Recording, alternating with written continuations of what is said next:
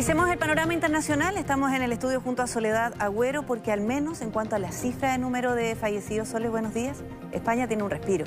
Sí, vamos a estar hablando de España, también de Estados Unidos, que el fin de semana superó los 40.000 víctimas fatales por coronavirus y que es a estas alturas el epicentro de esta pandemia, y donde el fin de semana se vio una imagen recurrente que fueron protestas en distintos estados contra las medidas de confinamiento.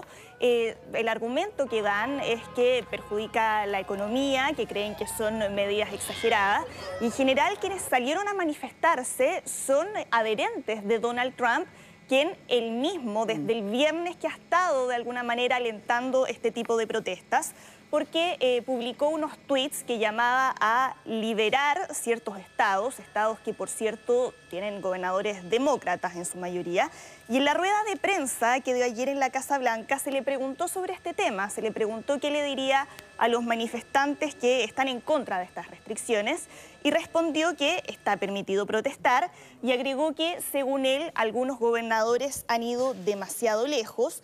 Dijo que ha estado siguiendo estas protestas y que estaba feliz de que todos practicaran la distancia social en esas manifestaciones, algo que no en todos los casos ha sido así. Pero este es un tema que desde hace varias semanas ha sido motivo de pugna entre el presidente y los gobernadores, porque Trump quiere volver a la normalidad en cuanto antes para reactivar la economía en un año donde además está en juego su reelección y donde su principal argumento en un comienzo para lograr ser reelecto era el buen estado de la economía, algo que las bajas cifras de desempleo, todo le jugaba bien a favor. Claro, y ahora hemos visto cómo en las últimas semanas 22 millones de estadounidenses han ido a solicitar sus subsidios de desempleo.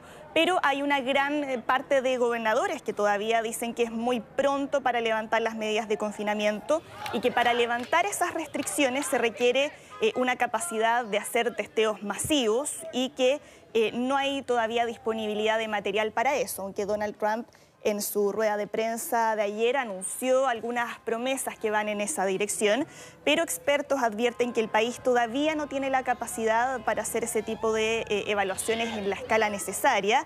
Se necesita también protección suficiente para los trabajadores de la salud y poder hacer un seguimiento a todos aquellos que mantuvieron contactos con quienes resultaron contagiados para así poder aislarlos en un país que hasta el momento ha testeado solo al 1% de su población, por lo cual en todos esos puntos está todavía al debe.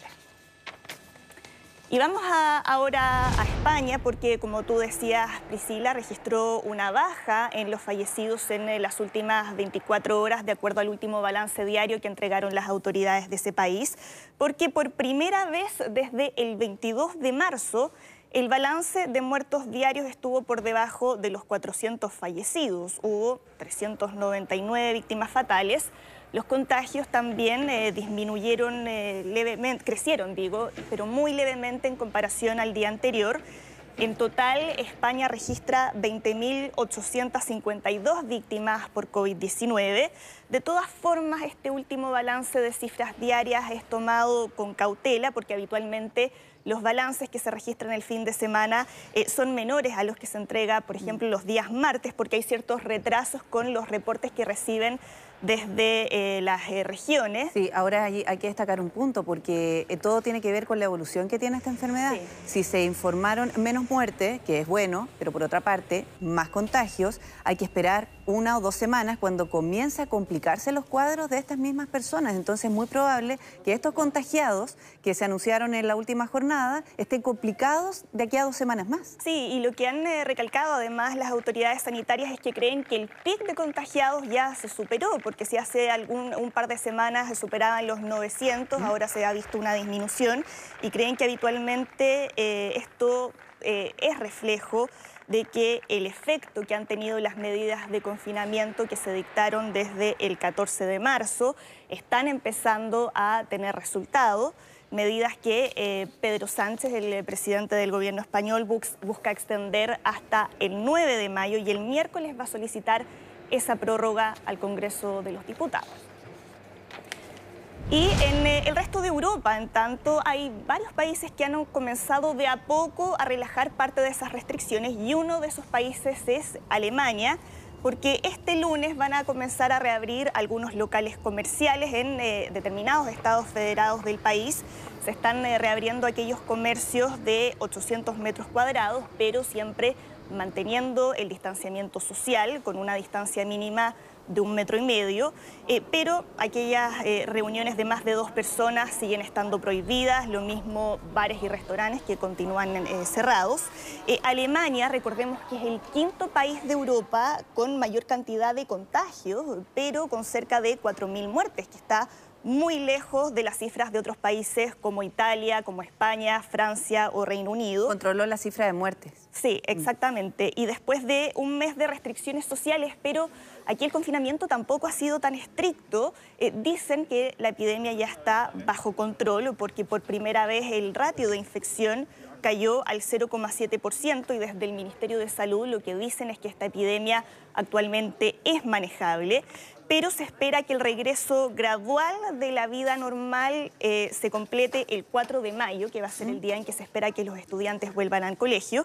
Pero estas reaperturas también están siendo tomadas con prudencia, porque la canciller alemana Angela Merkel recalcó que esto no significa que haya que caer en la complacencia y se ha mostrado muy preocupada ante la posibilidad de que ante estas cifras los alemanes empiecen a relajarse y que pues eso pueda conllevar el riesgo de una segunda ola de infecciones. Sí, y hay que mantener el distanciamiento social, hay que mantener los hábitos, es una nueva forma de vida. De todas maneras, esta nueva normalidad, donde no es el único país que ha anunciado este levantamiento de las restricciones. Pasemos a Nueva Zelanda, que ha sido también uno de los países más exitosos a la hora de lidiar con esta crisis, donde se ha destacado el rol de la primera ministra Jacinda Ardern, y anunció que el 28 de abril van a empezar a retornar a los trabajos, van a abrir las escuelas, pero van a esperar otros 14 días más para ver cómo evolucionan los contagios y evaluar si es que siguen rebajando el nivel de alarma. Les decía que ha sido uno de los países más exitosos en el manejo del coronavirus, con 12 fallecidos y la mayoría de los 1.400 contagiados ya están recuperados. Hace 2 semanas que las cifras de contagios están bajando. Ayer hubo solo 7 nuevos infectados. Y en Australia, en tanto, se reabrieron algunas playas de Sydney, pero solo para hacer ejercicio. Y vamos ahora a América Latina, donde supimos que se superaron los 100.000 contagios en la región. Y uno de los países más afectados ha sido Ecuador, donde la provincia con más casos del continente es la provincia de Guayas, donde en la ciudad de Guayaquil murieron más de 6.000 personas en los últimos 15 días. Los hospitales, las morgues están colapsados, los cementerios han tenido que ampliar su espacio. Y el Colegio Médico de Guayas indicó además una lista que contiene los nombres de los 86 médicos que han fallecido en esa región a causa del coronavirus. Solo en Guayas hay 700 médicos que han resultado contagiados y se ha hecho mucho hincapié en la necesidad de proteger al personal sanitario. El problema en Ecuador es que hay muchos pacientes que han muerto sin haberse realizado nunca antes una prueba y por lo tanto no hay claridad respecto a el número real de personas que puedan estar contagiadas y a cuál es el verdadero alcance de esta pandemia en Ecuador. Claro, los exámenes se han realizado post-mortem. Exactamente, y de acuerdo a las cifras oficiales que ha entregado el gobierno de Lenín Moreno, hay 474 fallecidos y más de 9.000 casos confirmados, pero por esta poca claridad y la poca transparencia que ha habido en la entrega de los datos, se cree que esa cifra puede ser muchísimo mayor.